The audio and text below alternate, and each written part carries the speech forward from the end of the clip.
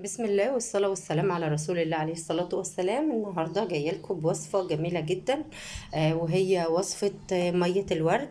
هنشوف استخدامه ايه. طبعا استخداماته كتير، بس انا حبيت اوريكم استخدامه على البشرة النهاردة. يعني استخدام جميل جدا. هوريكم طبعا هنستخدمه ازاي وهنعمل بيه ايه دلوقتي. بعد ما نصلي على النبي عليه الصلاة والسلام ونحط اللايك للفيديو، هنشوف هنعمل ايه مع بعض. طبعا لو عندك مية ورد، وعندك علبة فاضية زي دي مثلا بتاعت جيلاتي، بتاعت اي حاجة عندك في البيت، جايبة فيها شوكولاتة، جايبة فيها اي حاجة ممكن تغسليها وتستفادي بيها لتاني مرة. احنا هنفتح العلبة كده مع بعض. عندنا طبعا مية الورد مش هنضيف عليها اي حاجة. احنا هنفضي نص يعني نص العلبة اللي قدامنا دي. بسم الله الرحمن الرحيم. بس كده. نص المية بتاعت الورد الجميلة دي اهي. ولازم تجيبيه نوع كويس كده من العطار، هو النوع ده بيبقى حلو جدا. خليكم شايفين شكل العبوة، بيبقى زي ما انتوا شايفين كده، بيور يعني طازة كده وجميل. مية الورد دي ريحتها جامدة جدا يا جماعة. لو لما تجيبوها وتجربوها هتشكروني طبعا على اني عرفتكم مية الورد دي، لانها جميلة جدا. وكمان مكتوب عليها انها بيور، يعني طبيعية جدا. بعد انا ما حطيتها كده في العلبة دي هغطي عليها، وهحطها بقى في الفريزر لما تتجمد ونشوف هنستخدمها ازاي على البشرة. خليكم معايا وتابعوا الفيديو للآخر وان شاء الله هتستفادوا منه.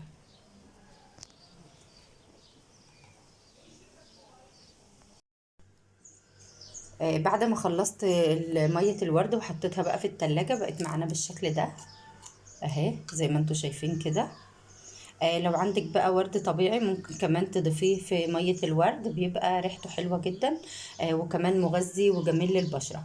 بمشيه بقى على البشرة كده، بيخليها كده بيجدد الخلايا، وكمان بيخلي شكلها حلو وبيخليها نظيفة كده وبتبرق.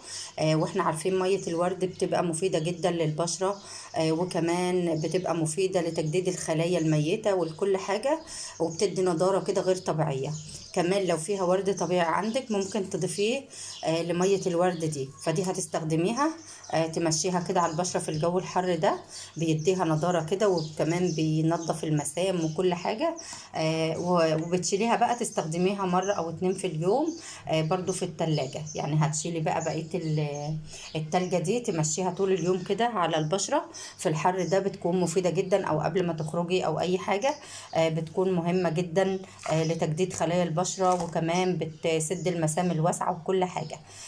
وفي كمان عندنا استخدام لماء الورد هوريهولكوا دلوقتي. عندنا كده فازلين من ده بنجيبه كده من الصيدلية لتوريد الشفايف. هناخد منه كمان حبة صغيرين، يعني قيمة معلقة صغيرة اهي زي ما انتوا شايفين، على معلقة زيها عسل ابيض.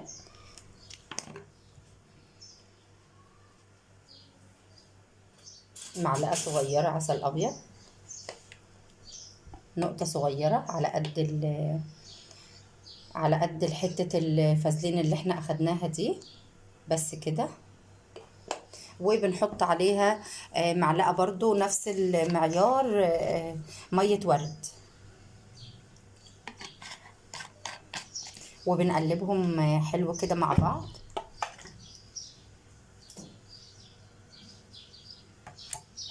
اهي زي ما انتوا شايفين. معلقة عسل ابيض على معلقة فازلين على معلقة مية ورد، وبنقلبهم كويس جدا. دي بتتهني منها على البشرة كده قبل النوم، بتصبحي كده تلاقي شفايفك موردة كده وجميلة. الوصفة دي لتوريد الشفايف، والوصفة اللي قبل كده اللي هي مية الورد ان احنا نتلجه كده ونمشيه على البشرة، دي بتسد المسام الواسعة، وكمان بتنقي البشرة وتنضفها وتخليها جميلة كده، وتخليها مجددة كده الخلايا الميتة وكل حاجة. احنا عارفين ان مية الورد استخداماتها كتير للبشرة وخصوصا في الحر.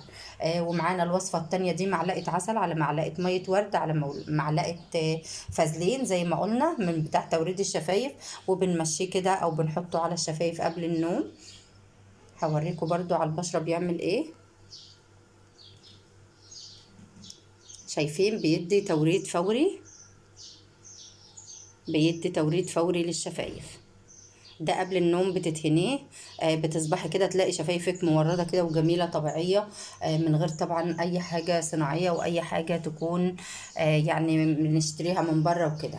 فالوصفتين دول جمال جدا بمية الورد. اتمنى ان شاء الله ان انت تجربيهم، واتمنى تشوفي الفيديو. ما تنسنيش من اللايك والاشتراك في القناة، واشوفكم على خير، والسلام عليكم ورحمة الله وبركاته.